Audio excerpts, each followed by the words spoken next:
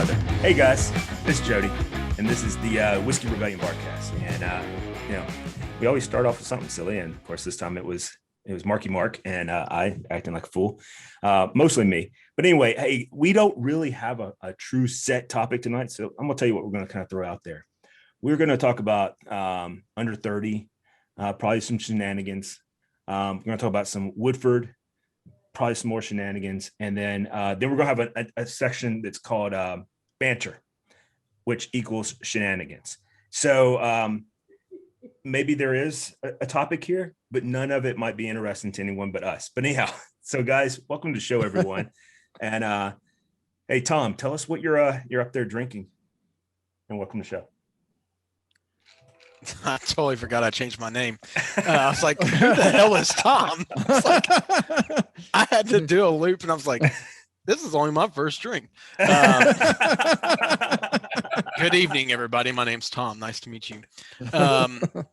So first pour tonight, started off with some early times, kind of go with that theme of under 30. This has been a solid pour. This is one I picked up last year, but it hit the national market pretty heavy. A lot of people raved about it.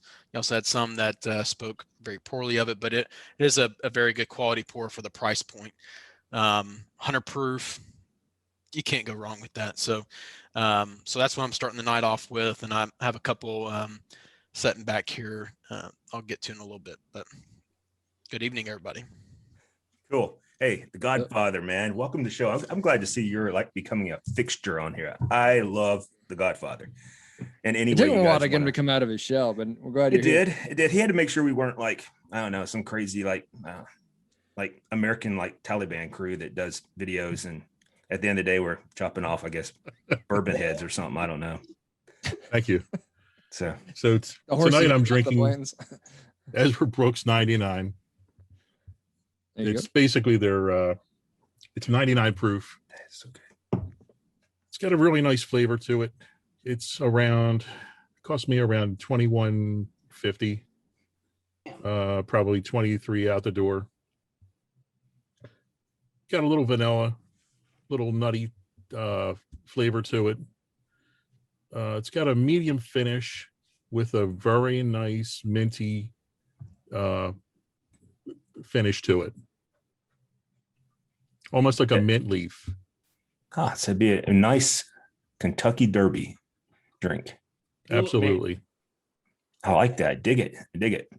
David, welcome to the show, man. I know you're not drinking bourbon. It looks like you're drinking some Mount Gay, which is some fabulous rum. Mount Gay XO. This is a great rum. We've had conversations in the past as to whether or not it's my favorite, and that's okay because tastes vary. One of the things, or you can just be wrong. Can you not just be wrong?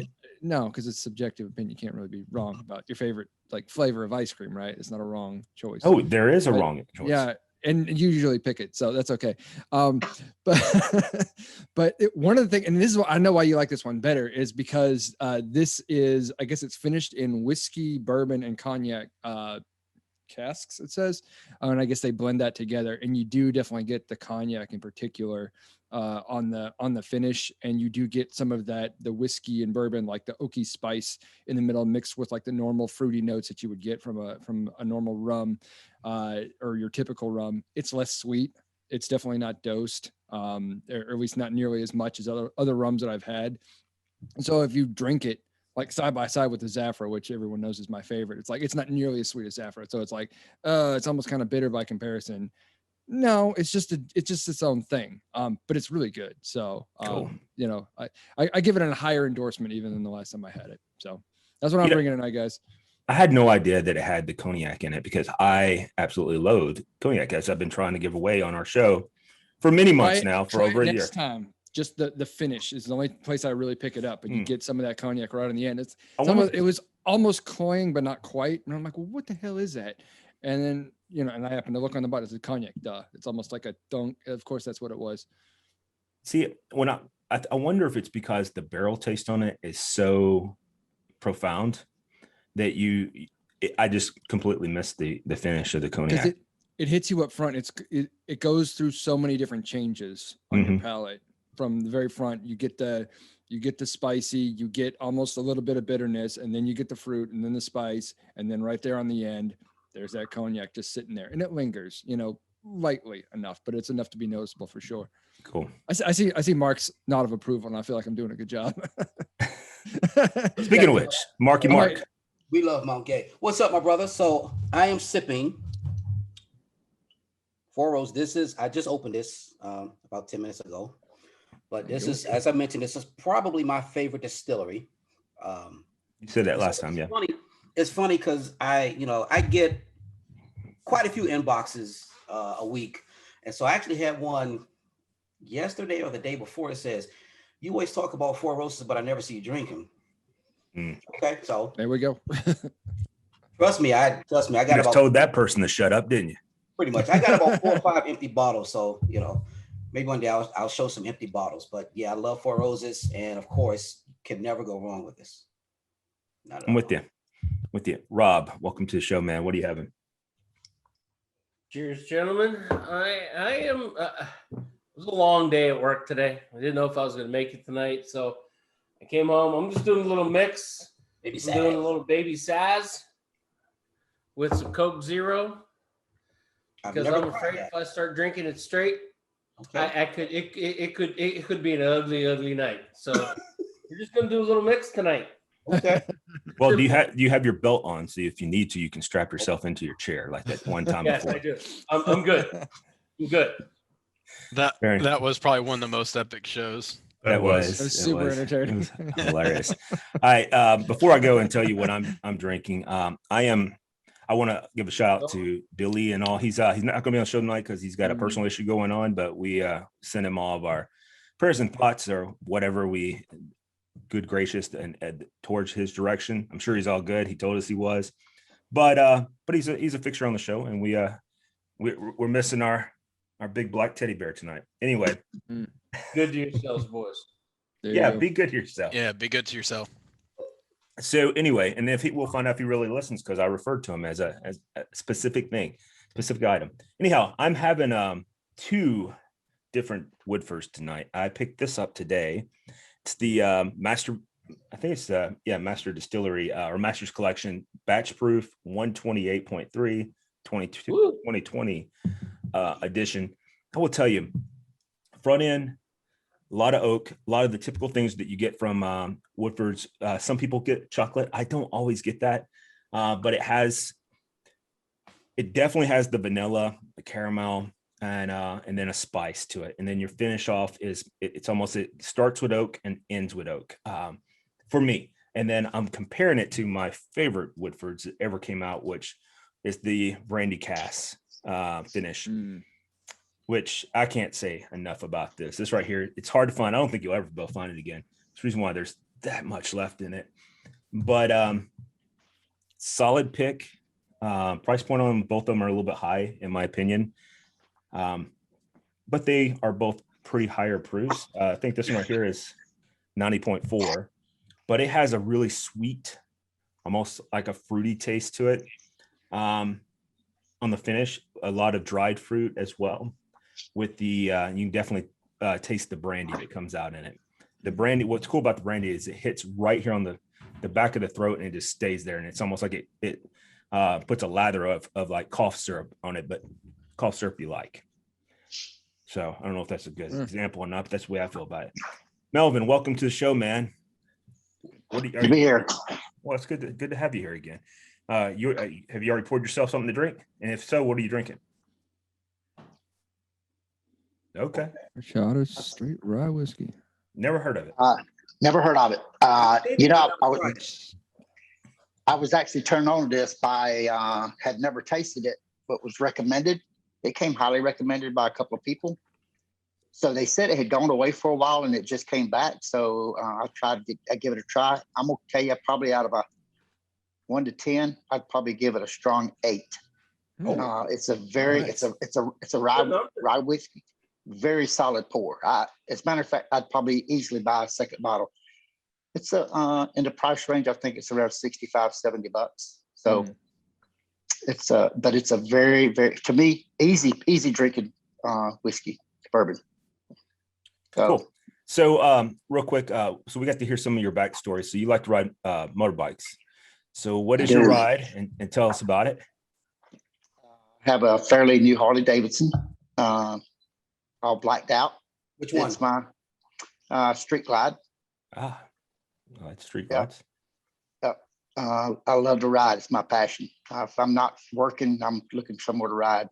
So I'm with you. I used to ride for many, many years, and the last one I had was Harley Davidson V-Rod was my last Harley. I've had several, and I love that bike. That bike, I love the twin dual overhead cams and the Porsche inspired engineering that went into it.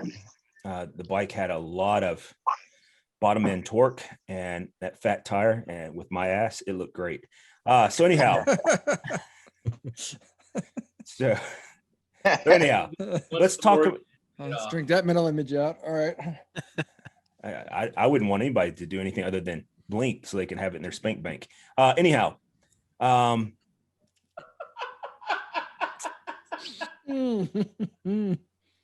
Oh man. so Not gonna spit out good rum. Warning. Explicit content. so what does that say about you then? Anyhow, let's move on to the Yeah. let's move here I'm with my little Christian cup over here. There you go. We're back on track. Service with a smile. Have mine. Anyhow, so let's talk about what we want to talk about tonight. One of the things, which is a calamity of different ideas, but let's talk about, I want to do this in a rapid fire. Best under $25 bottle. We'll split the difference between 20 and 30. All right. We'll start with Tom. Best under $25 bottle of bourbon that's out there that you would recommend everybody. I mean, I'm gonna have to stick to my old faithful, Old Granddad Bonded. I agree with you. That's a fantastic one. I finished off that bottle. Godfather. I'm going to agree. So that's There you go. Old Granddad Bonded. 2 out of 7 right there. All right, David. I was gonna go with Evan Williams Bottled in Bond, Okay. which is you can get for like $17. So it's good stuff. Marky Mark. While I agree with my two of my three brothers in front of me, I'm going to go with the early times. Mm. BIB, Ball and Bond. Nice. I would concur with that one as well. Rob. God, you've taken 2 of my 3 already. I'll tell you what, I'm going to go with the Old Overholt Bottled and Bond. I'm gonna have to get you to Solid. I'm gonna have to get you to get me a bottle of that. You've talked about that Yeah. bottle numerous times. So that may be on a DM that I send you that $19.99 a bottle, man. Joe, they had it up in Green Hills this past weekend. was it at 1999? That I don't know, but I do know it was there. It's on their Green top Hills by the shelf. mall? Oh, Green Hills by the mall. Yeah, it's on, but it's Buzz Liquors Oh, that's right the there name. at the Okay. corner. Yeah. I've been trying to figure out the name of that place. Okay, I couldn't remember. All right, Melvin, by you. yeah, I'm gonna gridlock the panel. I'm gonna go with the Evan Williams Bottled and Bonded. All right. Isn't that funny? They were pretty much all bottled in bond. Like, Yeah, but if Jeff was here, he'd be like, he would say puffery. it because what's the deal? Like, Yeah. how is that puffery and at the same time for low, I won't say cheap, but low price whiskey? We don't do They're facts here. absolute, you know. Drunk facts. This is like CNN. We don't need facts. More like I mean, drink champs. Drunk facts. Don't keep drinking. I think the 100. I don't watch 100 CNN, proof- just for the record. I wouldn't think the refer to 100 you, proof, judgmental. has something to don't do think with so. that. Yep, I agree with that. Yeah, I agree as well. Yeah. All right. So with me, I was going to say Old Granddad, Old Tub, and Evan Williams 101. Those are the ones that I would recommend, all under $25. All fantastic pours. What I liked is none of us picked Jack Daniels. Phew. Happy about that. Can you even get it for? What do they even normally charge for? I have no idea I what haven't Black looked in Label. its direction in so long. Like the regular, I thought was kind of around 30. I could be. I have No, no it idea. ain't, I don't it know. ain't 30. It's more like 20. You can Oh, get okay. it for $19.99. All right. Regular Black Label. Rather, all that is give yourself a bad headache and horrible taste in the morning aftertaste. But anyway, all right. So from there, let's talk about our favorite types of Woodford blends or Woodford productions, the ones that they've come out with. Tom, we'll start with you again. Which one you like the best? So out of the Woodford line, double oak. I mean, the flavor off of this thing, the heaviness of the oak. I really enjoyed it. A little bit of caramel, vanilla flavors. I've just really enjoyed double oaked. I didn't even get introduced to it until probably about 2 years ago. The only thing I wish that I could change about double oak is I wish it was a little bit of higher proof. At 90, 90.4 is what mine says. I wish it was around the 95. For as far as proof, but that's my favorite from the Woodford line. All right. Godfather. I'm going to agree with Mr. Cruz on that and go with the double oaked. I think for or I should say availability and for taste, definitely if you're really into that barrel taste, which a lot of bourbon drinkers are, I'm gonna have to agree with that as well. I mean, I'm holding off on mine until we get to the end, but I'm gonna have to agree with that sentiment on that. David.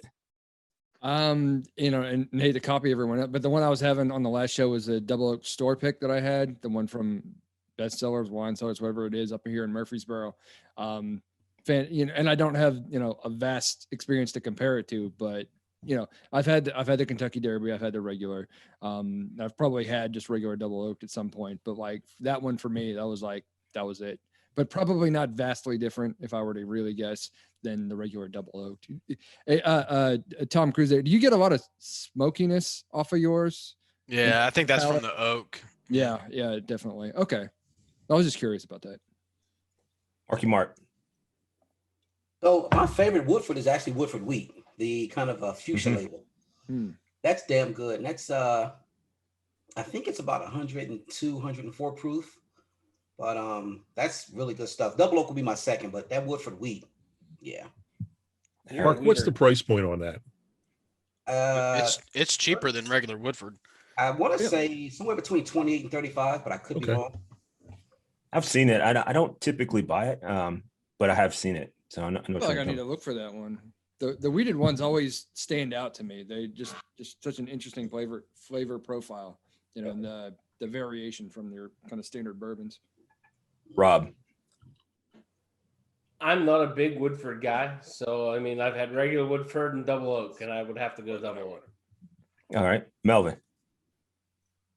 I guess I'm gonna be a little one-sided because I've only had the Woodford. I got a barrel pick from a local store here, and that's pretty much the only Woodford I've had. Now I have drank some other double oaked bourbons, whiskeys that are very good. Willow Raider's one of them. I love a double oak, but I've never had Woodford's yet. So I've only had what I've had of Woodford's has just been their regular bottle. Very good. Yeah, I like. If it wasn't for my infatuation with Blanton's, initially, I probably would have became a Woodford fanboy. I like everything in their series. To be perfectly honest with you, I've heard, though I watch the Bourbon Junkies and they're great. They know their bourbons and they're good guys and this, that, and whatever. One of the things they always bash is the master collections of Woodford's. And I think it's because of price point and proof. Typically their proof is right around 90.4, like you were talking about earlier. But this brandy cast is fantastic. It's probably my favorite. And I do like pretty much all of their master collections. And I will tell you this one right here, this has a very interesting taste profile or flavor profile. On the second time I had a glass of it, the cinnamon with the barrel almost come out at the same time across the front. And that's a neat expression. And I'm sure it's completely attributed to the 128.3 proof on it, So, but fantastic drink. So for me, the master collection, I don't particularly like the price point, and I don't like the availability either. If I was going with just availability, it would be the double oak. I think the double oak is 'Cause price you can find it point, pretty much anywhere. Oh yeah, totally. The only thing I haven't had of the double oak is store pick, like you have. Mm. And we talked about that yesterday. If you Yeah, come yeah. across one, let me know. As soon as I can drive. Yeah, I'll Venmo you the money. We'll meet up. Or you just come to my house. So, That's probably the more likely thing. yeah. That way we can have more of a selection. But the double oak is really good, and I really dig it. So moving from there, see, we're transitioning right here before we get into Shenanigans. I want to talk about flavor profiles, because we did talk about that in the pre-show, and we talked a little bit about, like, I am not a big fan of whistle pig, and I'll expound on that here momentarily. But is there anything that you guys find that you definitely see in the secondary market, and we kind of touched on it a little bit yesterday, or not yesterday, but on Monday, was the flavored bourbons. Like I seen today, just a few minutes before we got on here, on one of the secondary pricing, they had Good Times honey for $280, I think was what it was selling for, or maybe it might have been $300. And I'm sitting there going, I would never pay that for that. Or the Belle Meade honey, which I think the latest I seen it going for was $750. And I'm like, what in the world? So Really? yeah. Damn.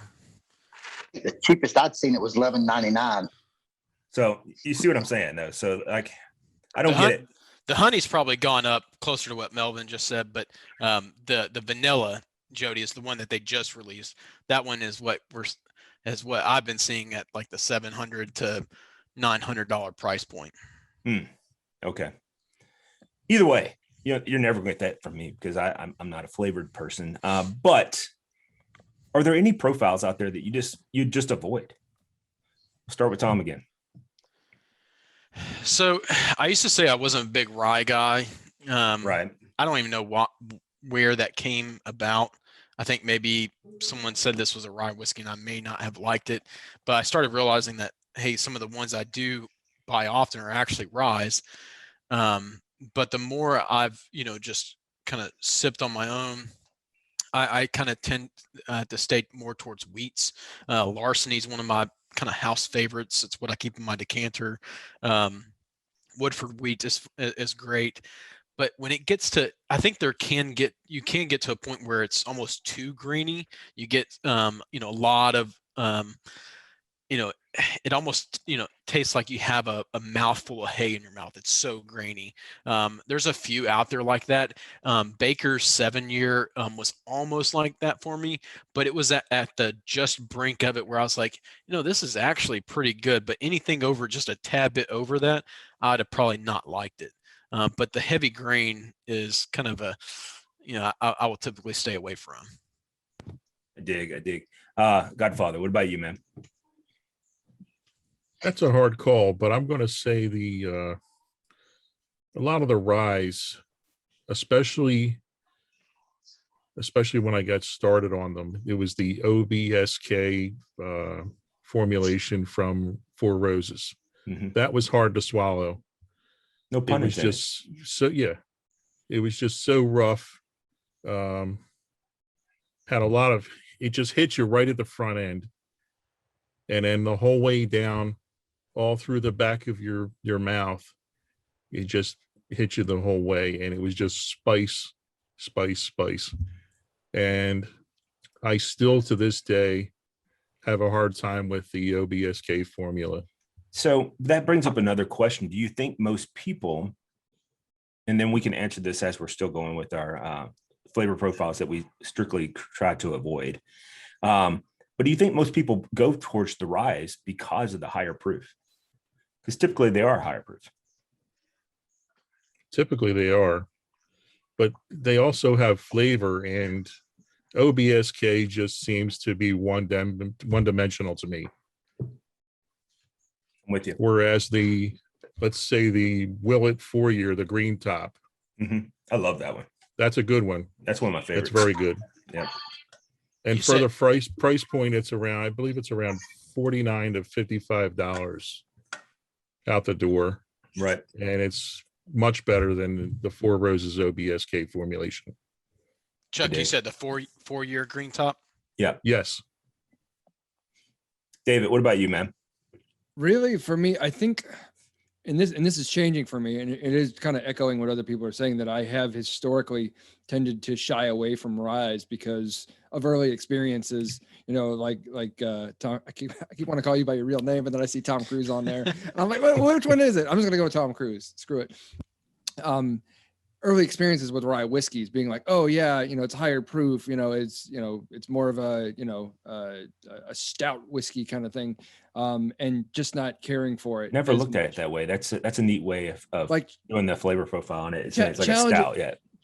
Challenging yourself, because like when I, before I got into spirits, I was really into craft beer. And I was always chasing what is the highest proof, it's not proof, what do they call it? The highest gravity beer, which is, the highest alcohol by volume. When you start getting into the low to mid teens in a beer, you're drinking beer that's stronger than wine. A lot of it tends to be like your barley wines and seeds and things like that are like generally unpalatable to most people. Like you're doing it to show off that you're doing it. I think is my final analysis on that. And there's a few that I genuinely enjoy, but most of them are just funky, and it was just to get the numbers up. And that's why they're there. And then people like me would drink them because I could say I've had a 15% alcohol beer. And so I think I was kind of doing the same thing with ryes and just never quite cared for them. And have since shied away because I like, the malty, heavy, oaky kind of notes. And I don't mind the spice. I don't mind the heat, but I don't really like a lot of the harshness that comes with a lot of ryes, especially a lot of ryes that are not particularly quality. But more recently, I have found a few that I really like that Riverset rye, which is not, it's not a high dollar rye. It was like $30. It's actually really nice. So that's a thing that's changing for me. But yeah, historically, I would say I've shied away from ryes. Okay, Marky Mark. Interesting question. Early on, when I first started drinking bourbons, I couldn't stand most ryes.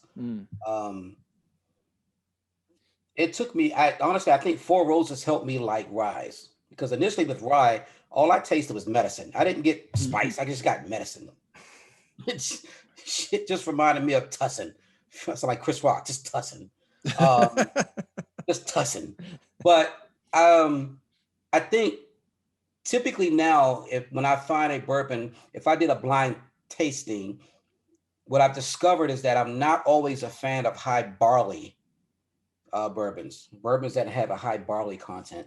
Off the top of my head, I couldn't think of any, but I've had some say, "Here, taste this. You'll like this." Okay, and I'm like, it's okay. It's not quite grabbing me. When I look at the mash bill, the barley content is usually a little higher. So I can't say anything across the board. I couldn't put my finger on one right now, but that's what I remember not being as much of a fan of. So, got it.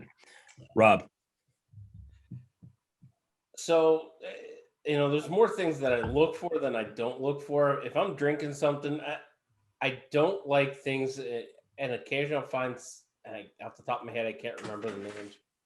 Things that have a banana, they get that banana flavor to it. I like me some good bananas, but I don't like it in my bourbons. I don't like it in my ryes. Heat, other things like that, I don't mind. I like spiciness.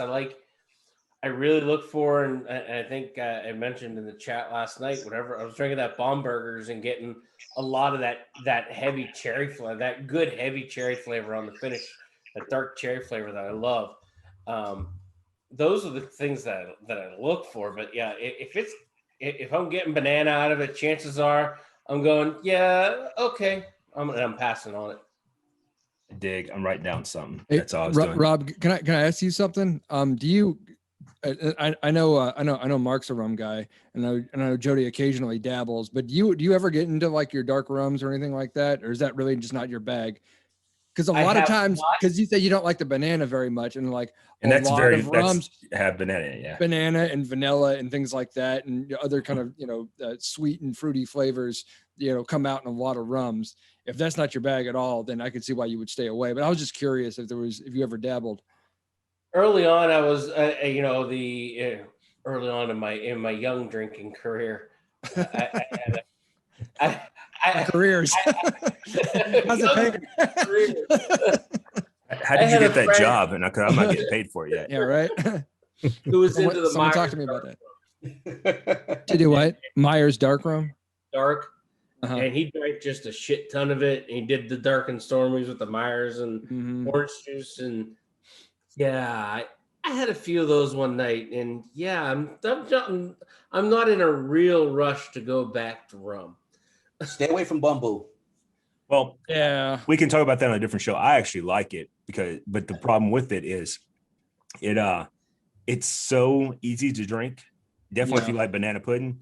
Yeah. That you could hammer down half that bottle in a setting. sweet. And then next thing you know, you're like urinating on yourself because you thought you're going to go pee 20 minutes ago and you thought you were there. Apparently, I don't know. I mean, this hasn't happened to me. I'm not speaking from experience. You're not telling on yourself right now, No. guys. He's not telling on himself. Yeah, no. No. Anyway, Melvin, what about you, man? Any flavor profiles you typically stay away from? I can tell you, and this sounds like a broken record. Early on, I started out drinking ryes but they were basically low end ryes, what I would say is with no flavor on the front, no flavor on the back, and it was just and what I started doing is I just started setting them aside, and I would use them for making an old fashioned with. That is good to make it with. Yeah, but I like rice. Yeah. I do That's too. kind of that's a go-to with an old fashioned. But I tell you what I have found once I started drinking probably some more mid-grade, I'd say mid-grade rye. I've actually become quite the fan of a rye whiskey. Actually, this Hofstadter I'm drinking tonight is basically a rye whiskey. Very good, 100 proof. It probably, if I'm looking in the cabinet, and I can pick up flavors on this on the front end. It's a good enough drink where I can pick up all the flavors through the drink. So I've become quite a fan of a rye whiskey. So, that brings up an interesting question regarding ryes versus bourbons, which maybe we ought to explore this for a future show. But one of the things I would look at is the flavor, not just the flavor profile, but the nosing of it. Is there a significant difference in the nosing? So I think so. Well, I think so too. Yeah. Absolutely. So, but anyway, so moving on, for me, it's obviously it's Jack Daniels, and it has a lot to do with what Rob said, the banana taste on it. That's number one. Number two is, and it's specifically by brand, is Whistle Pig. I am not a big fan of Whistle Pig. However, I have heard good things about Piggyback, and I will tell you that I have a store pick 10-year straight rye that is fantastic. But it's not one I would normally, Whistle Pig is one first came out. I think I've told this story. It was on the top shelf, and I was like, you know what? I need to get all of these. Obviously, those are pretty bottles, and is what people are going to talk about. And I hated them, and they're still 3/4 filled, all of them. So that would be me. Hey, one of the things Rob brought up, and I was like, that's a fascinating question to ask. So rapid fire, real quick, Tom, favorite flavor that you pick out in all your notes or in nosing or whatever it might be? I love the sweetness, the vanilla on the nose, vanilla and the buttery type smell. Love that. Chuck? I'm going to go with the caramel and toffee, like as in Cracker Jacks. I'm with you on that. Caramel was on mine as well. David? Smokiness. I don't know if that's a proper flavor, but when you pick up a strong, No, I dig it. a smoky kind of thing, love it. Absolutely. All right, Marky Mark.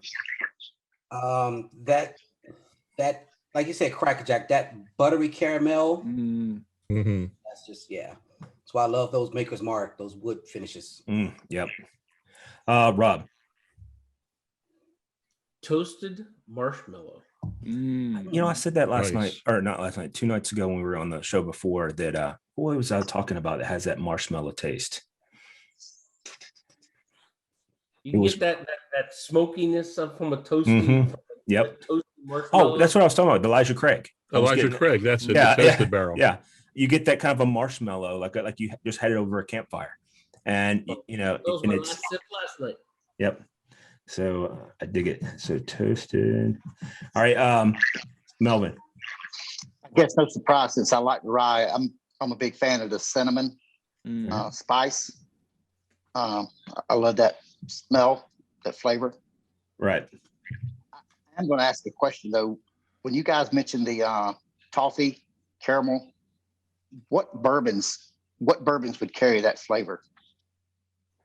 It's a lot of them that are out there that would have it. Real quick, do you guys hear an echo or is it just me? I hear the echo. I'm catching a little bit of it. I'm just That's- wondering if somebody's bleeding over if their volume. It's probably somebody who don't got headphones, not to call anybody out, but usually that's where you pick up an echo effect. It's someone who's not, sorry, Rob. It wasn't to call you out, but a lot of times when you get the echo effect, it's because somebody has speakers playing, you know, whoever's talking, and it feeds back into the mic, and then we all hear it again. Typically, I turn my mic away from it, but yeah. Okay, I'm just curious because I could hear it. I can't hear it now, so that's good. So we've either rectified it or pushed mute, Melvin. So we've got it. So when Melvin's got the earbuds. It shouldn't be Melvin. I don't know who it was, but either way, I'm moving the speaker. Okay. So the sheepish old Rob. Sorry, man. Jody's making Put you on Rob. Front Street like that. So the big ones for me that have the caramel taste. Well, we've already talked about Woodford. I think Woodford has a very much of a caramel and vanilla buttery taste to it. Stag, I should say, senior and junior both have it. Once you get past the bite, is a big one. Bell Mead has it. It's pretty good. Leaper's Fork has it. Let me see. Blanton's has it. That taste. These are all profiles I pick up. What's that? Eagle Rare to me. Oh, that was the next one I was getting ready to say is Eagle Rare. Eagle Rare is probably the most profound one where you can actually taste it on the front end and all the way through, in my opinion. So I don't know if that answers your question, Melvin, but that's a few of them. Now, for my favorite taste, I definitely like the vanilla as well and the caramel. If you get both of those, it's fantastic. But the very few things I ever find it in, and I brought it up when I was talking about the presidential, is when I was comparing it to like Stag. It's that freaking I love what's it called? Hazelnut. And it has a hazelnut finish on it.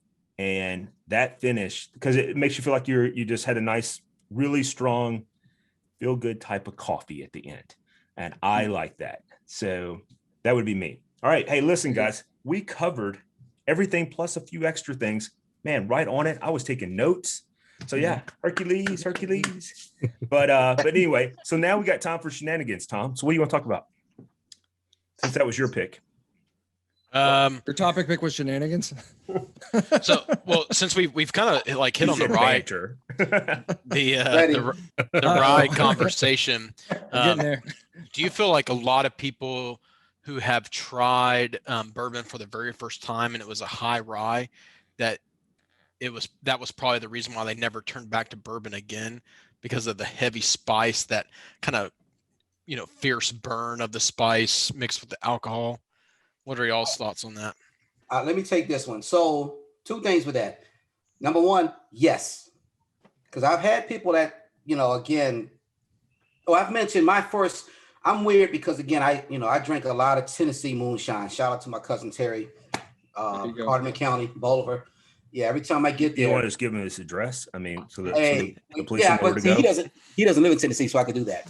Okay. But whenever I'm in West Tennessee with the family, there's a trunk and there's about 4 or 5 gallons out the trunk, and we go. So I was drinking that for years before I kind of stuck my toe into bourbon. My first bourbon was Knob Creek, which is always at 100 plus. Yeah. And I would have people try to drink that with me. It was like, oh, this is not rum.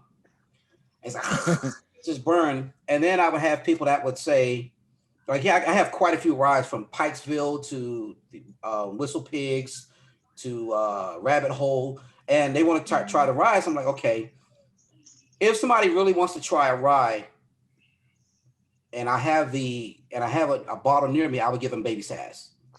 Baby Sass to me is probably the best overall, well-balanced rye. Shout out to Rob.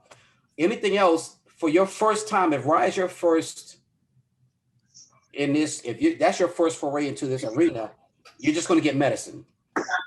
Every single person that have tasted rye for the first time without having anything else, all they say is medicine. They don't get spice, they just get medicine. That's that Robitussin I talked about earlier, and we all start sounding like Chris Rock. So It's funny you talk about medicine. I just switched from the master collection of Woodfords to Backbone Bourbon, uncut, and this is 119.2, and it's definitely hot.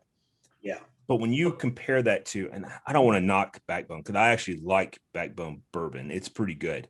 But when you have that in close comparison with those two, there's no comparison. Those two are 5 times better. And one of them is much lower proof. And it's not even close. Like this has a very, almost like a menthol taste, straight compared to those two. And a lot of it has to do because my palate is already been disturbed with other bourbons. Right. So you have that in there, but when you start mixing it, that's what you start having. But if I would have started with this, I love it on a normal day. That's the reason why there's this much left in the bottle, So, but yeah, that's funny you brought that up. Chuck, what kind of questions, what would you like to ask? I'm not sure. Maybe you should circle back. Okay, David. Yeah, ask him. Give me some context here. Like Tom came up with his perspective of he wanted to ask about rice, and then you asked earlier. You asked Rob about rums, and then prior to my thing, my if there's a meta angle that I take on spirits, it's why do people not like certain things, and where can you find a way to lower the bar to get them interested in broadening their horizons a little bit? I think my ultimate test case, and we've had Bethany on the show a number of times, and she's played music for us. I know her personally. She's a friend. She is like a 2 beers and I'm drunk kind of person, sort of an extreme lightweight who is probably terrified at the idea of actually consuming like straight liquor. And it's like, well, what could I get her to try, in small quantities? I'm not trying to get drunk or anything like that, but that she would appreciate versus suffer through. You know what I mean? And this has always been true of me. Girlfriends and people I've dated in the past, I was into the craft beers. Hey, try this. Hey, try that. My girlfriend hates every beer I've ever put in front of her. There's some that she can smell and say, oh, that's not that bad. Anything she's tasted, this is disgusting. This makes me want to vomit, whatever. She doesn't like any of them ever. And I've given up, but just in general, it's I don't know if I'm the pusher man or whatever, but I'm always well, what can I interest you in? What's your palate like? How can I get you, to be more, amenable to this or to that, or to want to broaden your horizons in that way. And so when I think of somebody like Bethany, for example, who I know will not be able to tolerate very much alcohol very well, but what can I get her to try that won't make her I hate it and I've suffered through it kind of thing. Where do you go to? And that's some of the things that we talk about, starter bourbons or starter things like that. But I'm thinking well, even before that, even liqueurs versus, I think you have to know I think you have to know your, a lot of it's about knowing the person for sure. Because, a lot of times if someone has a sweeter palate and I'm wanting to get them into bourbon, I'm going to, as much as I don't like anything else from Jefferson's, but their rum cast. Oh, yes. Is fantastic, and it has that sweet those sweet notes that you would normally get from a rum, but with that charred barrel taste as well. And go ahead. Oh, sorry, I didn't cut you off. If they like tea, bourbon actually goes really well with tea. I agree. I used to all the time. And then I used to make sweet tea. I used to make sweet tea with bourbon that mixed in. The more they drink, you start to adjust the tea bourbon. Yeah.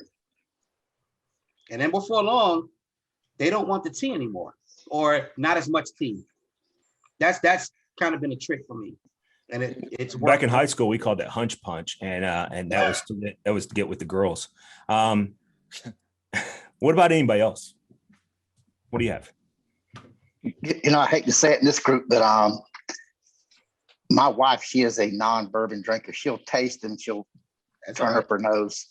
But I got her some caramel whiskey, and I'm telling you, it literally tastes like a piece of caramel candy. Yeah, it does. Mm-hmm. And she drank that and she loved it. It was good. You could pour a little bit of that in your Coke and have like a caramel Coke. Good stuff. But Screwball. it's not for your. I was just getting ready to say screwball. Yeah, Tastes like a Reese's cup. Yeah. But for I'll guys be like honest with you, us, I can't do the screwball, man. I don't like peanut butter. Oh, I don't need, but it tastes. that's just one I might get my girlfriend to try that she might actually like, because she loves peanut butter. Now, if you have someone that bakes, that's when you want a bottle of BSB. Have a baker. Get a bottle of BSB. You put BSB in cookies, cakes. Oh, it's so good. Okay. Yeah. So No desire. Rob, since you you know your way around the kitchen, do you take the person's palate of like what types of foods that they go to into like your consideration when you think about what they may like to drink if they're starting out? Unfortunately, outside of about 8 friends of mine, most are beer or craft beer drinkers, or they are neutral spirits drinkers.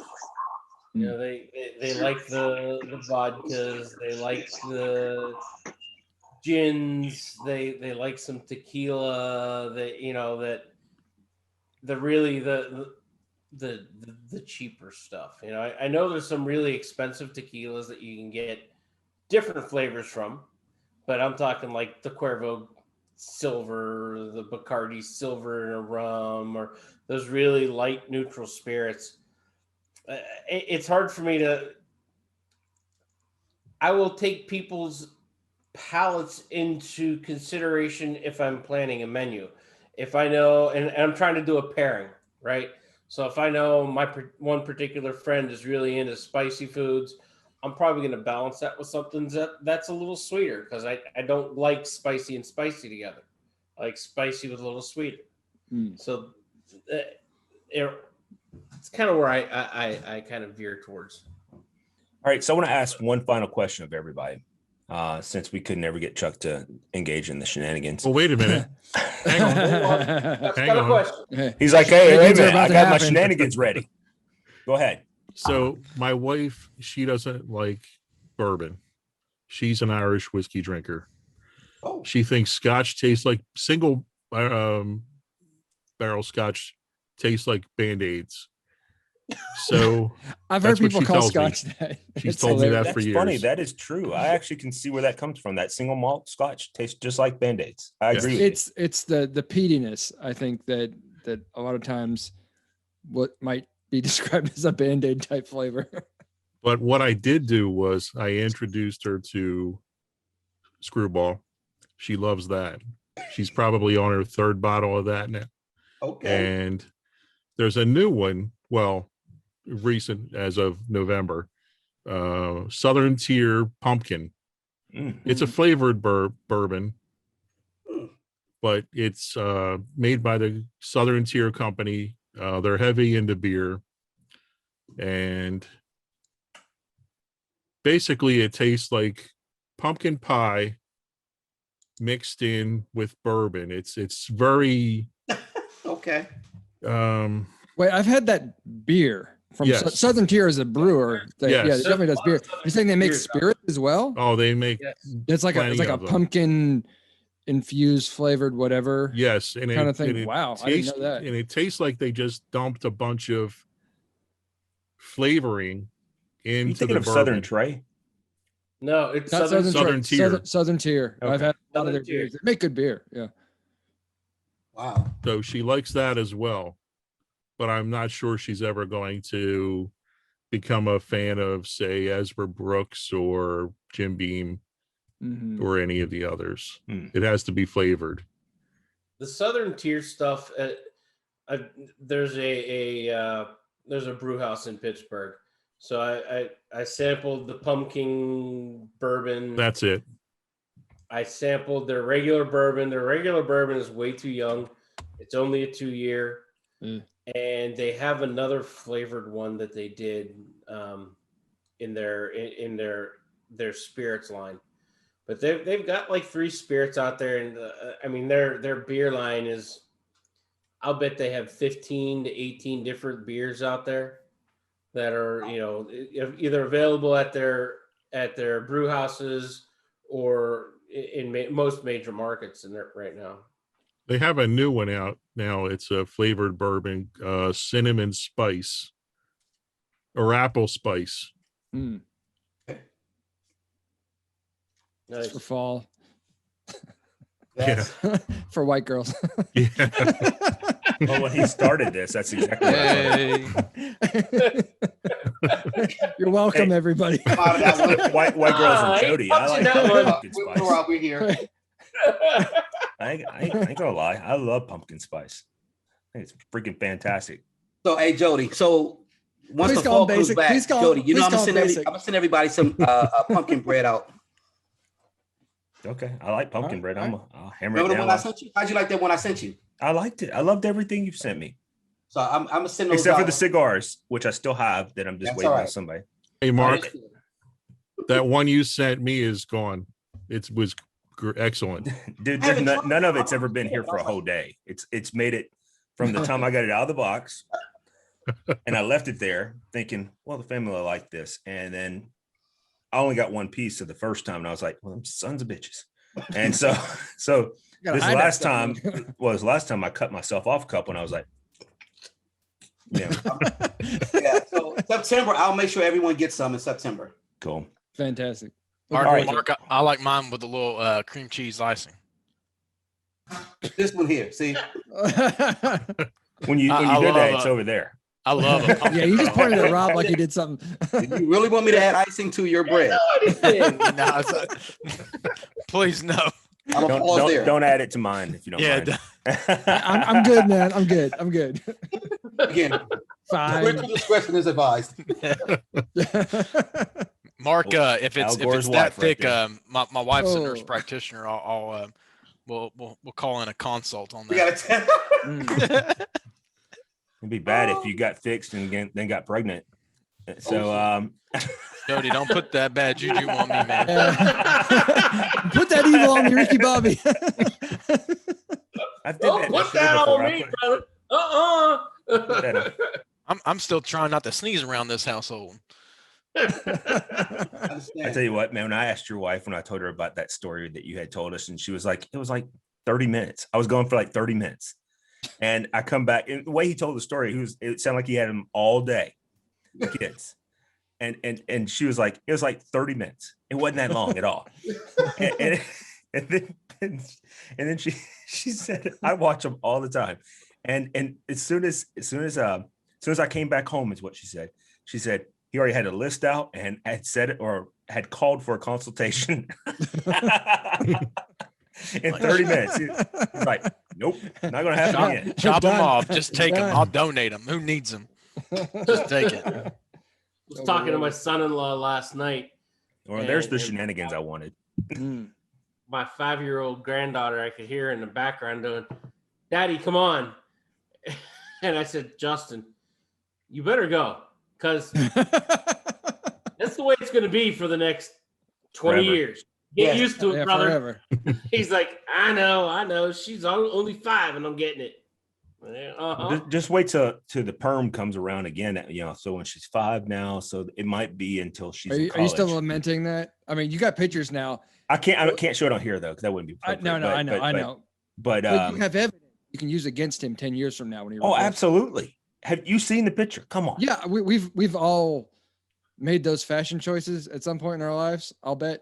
Most So of I- us are old enough that there wasn't necessarily like social media evidence of it. Well before social and media. we're lucky that way. There's me in high school. Man, you used to have hair too. Okay. Wow. Really? Wow. Yeah. It's a Wow. little red there. You know, you look a lot like Woody Harrelson. That's just the age of That's the film, Mark. Yes. You really look like Woody Harrelson, and that's a compliment, I think. You got a thing for Woody? Oh Oh wow. my. Oh my. He's a famous actor. Like, and it's not because he's ugly as hell, right? Hey, and Melvin, before you could say anything, just want to let you know you are muted. So He's like, I got to at this point. yeah, but anyway, so we're at the end of our show here. So let's just call it a night on the live cast or the live recording, and we'll kick it up after the after show for a little bit, and then but not for an hour and a half. Chuck, can't do that. I can't hang with you. Mm-hmm. I'm being honest with you. I have to get up in the morning, get my oil changed in my car. So I don't need to be doing all that nonsense. So guys, cheers to everybody. Cheers. Cheers, gents. Cheers. Everybody be safe.